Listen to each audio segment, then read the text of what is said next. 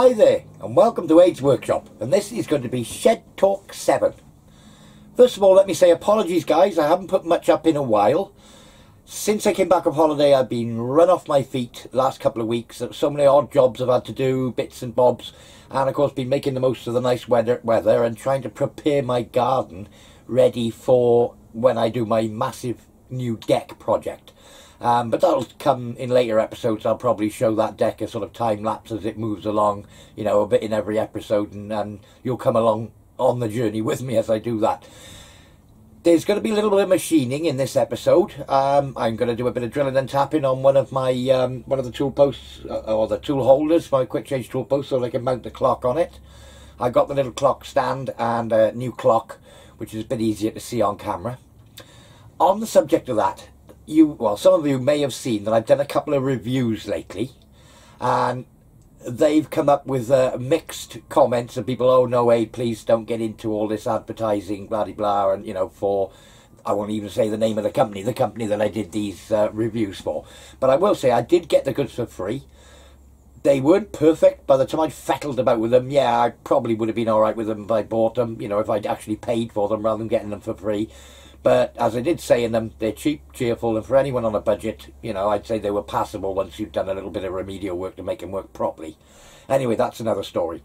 I'm not going to make a habit out of doing these reviews. You're not going to see sort of me blogging any companies whatsoever that's going on around. This channel's purely about, you know, day to day, what I'm up to, what's going on, hence the sort of shed talk, general talk. Anyway, I've talked enough. I'll go on, I'll show you me machining a new pin to hold the clock, a bit of drilling and tapping of the block, and then we'll put it all together and show you that at the end. Little garden project which I've done as part of this decking thing. The missus wanted a raised bed so you can grow herbs and spices and what have you. I don't know why, because I do all the cooking anyway. And she would be the first to admit it. So yeah, we'll show you those bits and bobs as we go along, and hopefully we'll get a few major projects up and away before too long. Okay, cheers guys. So a couple of little jobs. The little clock holder that I got, which is you know, one of my own ones. I don't know where it's come from. It's either a Clips or something like that I've had for years and years in a little kit. Doesn't fit in the flexure hole of this new magnetic stand. I'm going to do away with the magnet. I'll show you what I'm going to do now. I've found this to measure up. This measures up about 7.7, and as much as I tighten that screw, it doesn't tighten. I've got an 8mm punch blank here, which is a hardened punch, but that's smack on ground 8mm, and that does actually fit. And I tighten up the screw and it locks tight. So what I'm going to have to do is I'm going to make a version of this with an 8mm shank on it, so that it, as you can see, if I tighten up on that, it's still sloppy as it needs to be. But I'm going to make a new one of those. I'll probably make it a little bit longer on the shoulder, probably make the shoulder about the length of that thread, and then the thread on the end, to bring the clock away from the stand a bit, give it a bit more room to rotate. So we'll get on and make one of those. And then of course I'm going to do away with the stand, unscrew that out of there. The magnet, well, I might use it for a torch, something like that has been suggested to me. But I'll unscrew that out of there. And the plan is to, let me bring you into shot, drill and tap a hole in the top of here, M5 I believe it was, so that the flexi will go in the top of there. And I got my push tool and my clocking stand, you know, my flexible clocking stand all in one spot. So we'll show you the machining of that. So, first time the lathe's been used in about, 6 weeks I'd imagine. I got a bit of 10mm silver steel up. I got a full length of 10mm silver steel up in the truck here. And as usual, first job, face front off. And we'll have a little centre drill hole in the end. And more at 6s and 7s, you're trying to find things, because as I say, I haven't really done any machining in here for quite some time. Just put a little centre drill in the end. I'll probably have to machine that. I'll have to machine it off afterwards. No, I won't, because this is going to be the 8mm end. The other end, I'm going to only have an M5 thread on it, so I might have to have a much smaller centre drill than the one I'm using at the moment. So look a little bit further. A little bit faster, I think. So there we are. Oh, no, a little bit more. Losing my touch. That's better. Got a bit of taper there for the centre to hold on.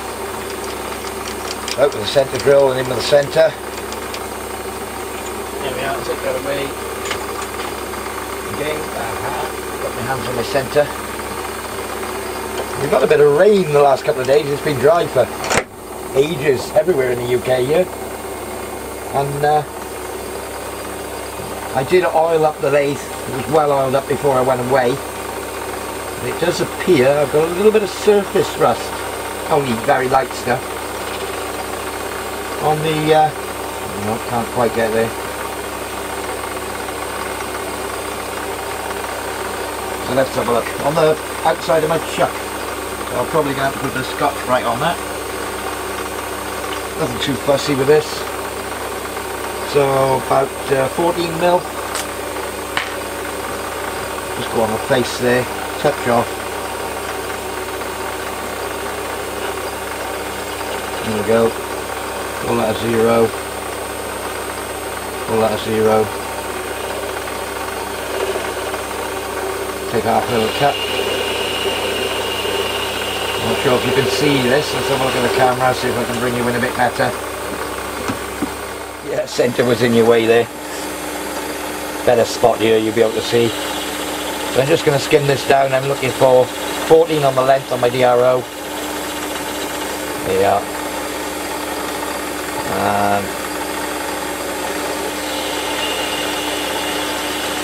I say take a 0.25 at a time. I'm just hand feeding this.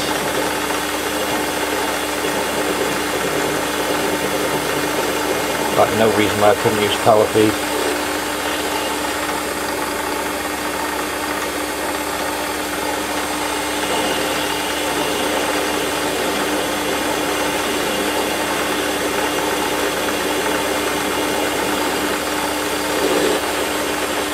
Servo steel machines nicely. Right, that's 0.8. Let's do this on power feed a sec. So that should have taken 1.6 off the diameter. I'll just give myself a 0 there. And we'll have a measure. So where are we? Let's see if I can keep my head out of shot. That's about 8.3, so 0.15 aside. We'll take 0.1 off aside.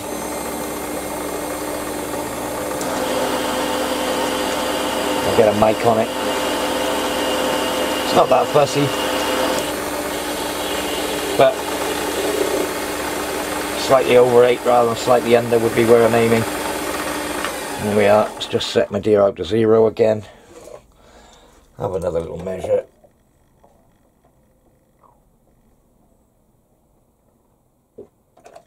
That's coming up at 8.1. I'll probably take a 0.02. Just the smallest cut, there we are.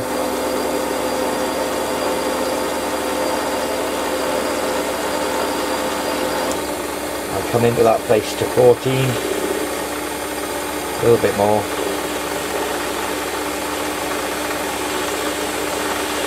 Just put a little undercut in there.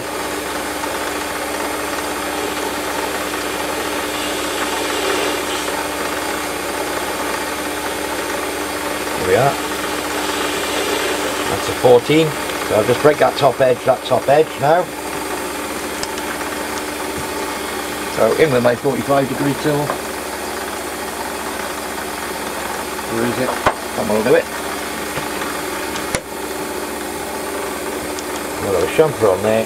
Let's pop the tool around a bit because it isn't a square tool. This it's a sort of trapezoidal shape, I suppose you'd call it. Little chamfer on there. Little chamfer on there. Let's just try the stand in there. Could do with a bit of a polish that. So undo the clamp.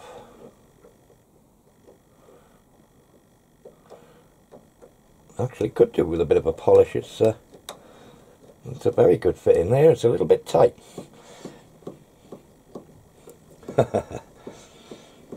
I'll tell you what I'll do, I'll just pop that lathe tool out of there, because you know what's going to happen. I'm going to yank back on this, it'll come winging off, and I'll impale myself on the lathe tool, and I don't want to go doing that.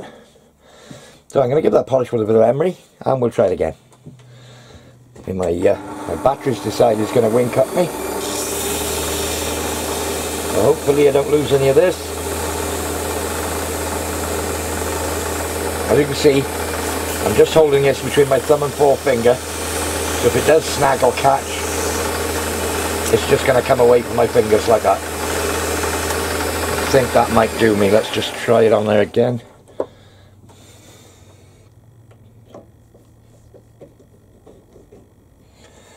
That's a good fit, and that's solid. I'm going to live with that. So that's the one end done.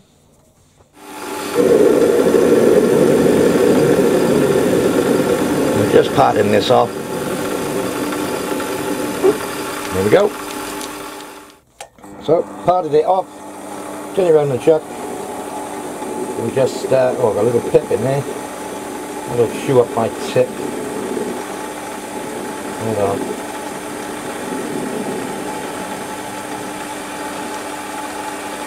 Bit faster, I think.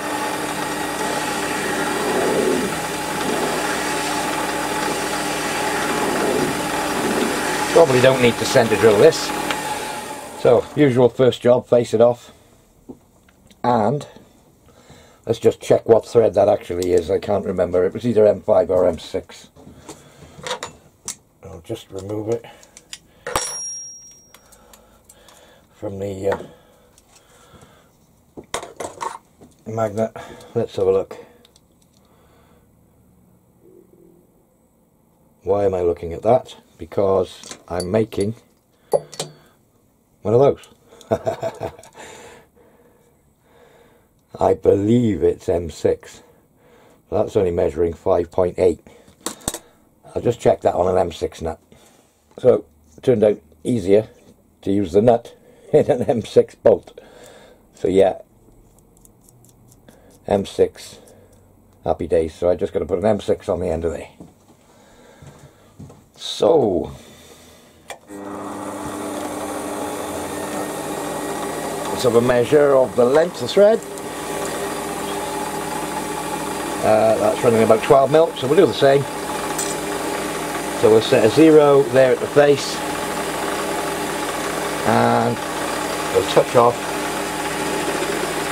And I know I've got to take 2 mil aside to give me M6.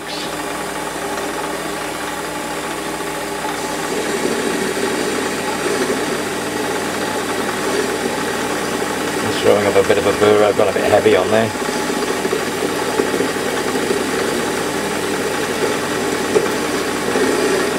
That was 3/4 mil aside. That's about 11.8 mil in. We'll go a bit more afterwards.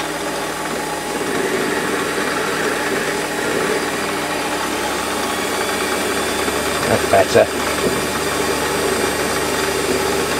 I think that tip needs changing. It's throwing up a bit of a burr ahead of itself.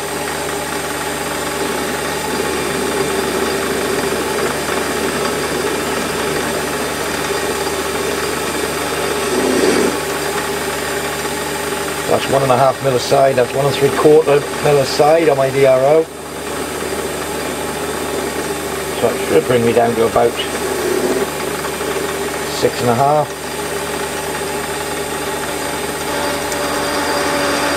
And this should leave 0.1 aside.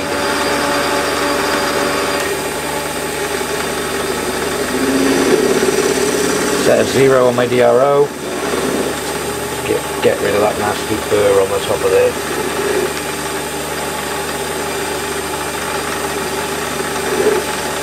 A little tiny undercut again. Let's have a measure of that diameter. I don't know if you can pick up the calipers. 5.99, 6.01. Good job I stopped there. Okay, so again, chamfer on the top of there. Where are we? There, and a chamfer on that little shoulder there. Back in with a little square tool. I might have to pull it out in the chuck a bit to get the rear one. In fact, I'm going to do this with a die, so I'll give myself a good lead in on the end of here. Am I going to get there without hitting the chuck? Yes.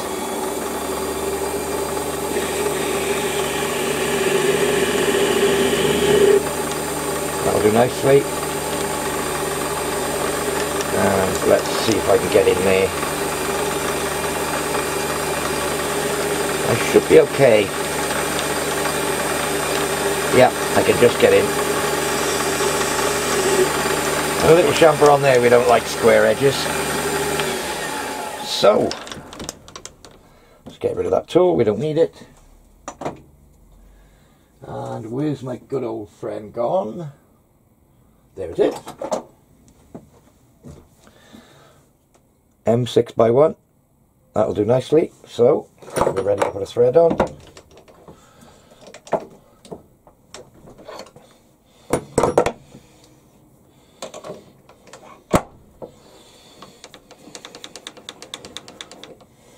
So I'll pop the tool post off out the way.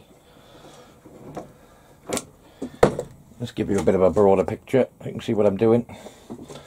So I'm on with that, on with that. And we'll have a bit of gloop. And I can bang the camera. And I can probably, let's just wind that back. Just with a little bit of forward pressure. Can I? Can I get it started by hand? We'll bring the camera out of the way so I can actually get to what I'm doing here. And where's my Chucky? There it is. A 16mm spanner. I could pop my winding handle in the back, I suppose, for this, but for just a one thread. So I'm just putting a bit of forward pressure just to get myself started. And it's not liking it. I'll use the quill of the tailstock just to push it for a moment.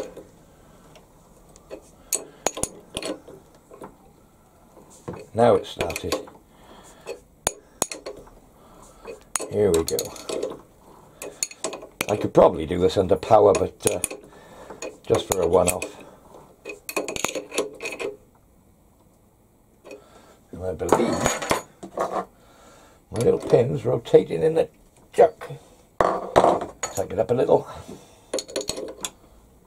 Here we go. That's better. And we'll back it off a bit. And go again.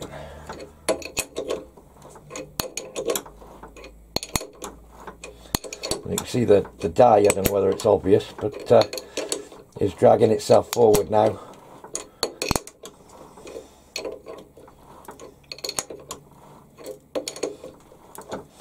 Just break the chips again. So we'll drill out 4.2 diameter for an M5. Where are you? There you are. It's a bit of a N8 this is.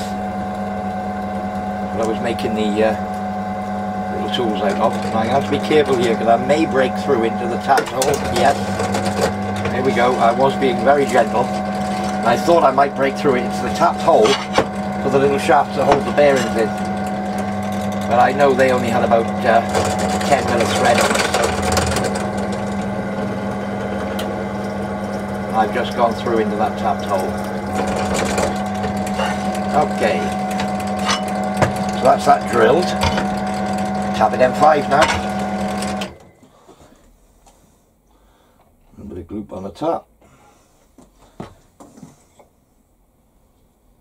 Get it as square as I can.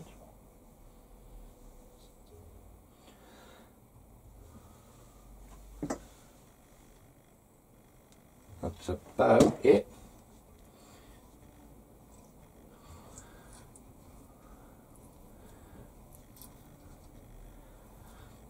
Nice sharp tap this one, thankfully. And a nice small tap holder. When you've got small taps, don't be tempted to use a large tap holder because it gives you enough leverage if it gets tight, you don't get the feel, and you could quite easily snap off the tap and open up that can of worms, which yeah, we've all done it. Metric taps aren't so bad because they're not sort of that coarse for their diameter. When you get down into the sort of 1/4 and 3/16 width, you know, and you're tapping something hard, that's when you're going into the realms of snapping taps if you don't take it easy. And where you'd want to sort of start with the first tap, go so deep, then the second, you know, open that up and then back in with the first, that sort of idea, to give yourself a fighting chance of not. I should be somewhere near bottomed out here, right? Yeah, gone through. It only needs to be about 6 mil deep, but certainly won't hurt to have a bit more in there. So, let's just grab a drill bit. What have we got here? That'll do, a little countersinking drill. And just break that leading edge, there we are. And that's ready for fitting together. So, on with my little push tool. If I just tighten that up, should stop that revolving. Ooh, I may have made an error. I think I have. I've made an error. Spot the deliberate mistake. Well, you can see what the general idea was. I didn't allow for this diameter here. Let me just screw that into there.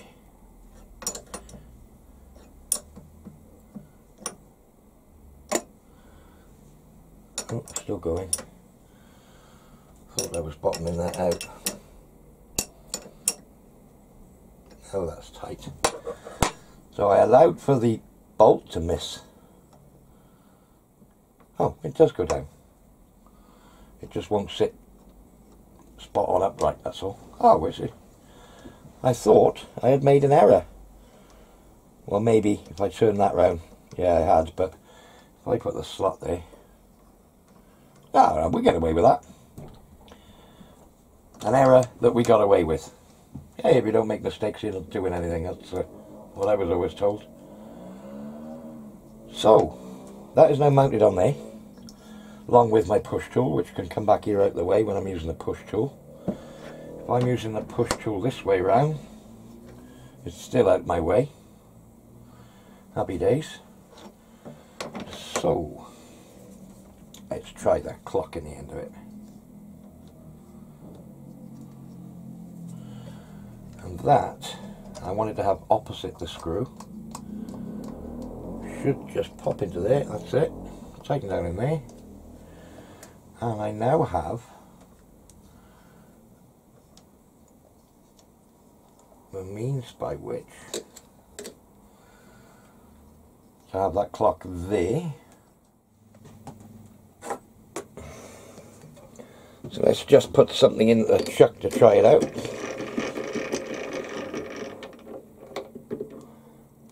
That'll do me. So let's have a look. Something like that. So I could clock up that way. Can I get, and with a bit of wangling around, I can also put the clock on there.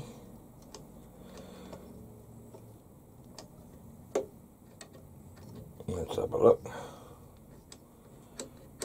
Where's that loose? Hang on a minute.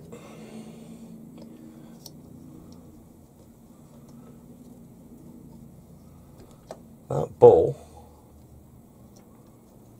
has come loose on there, look.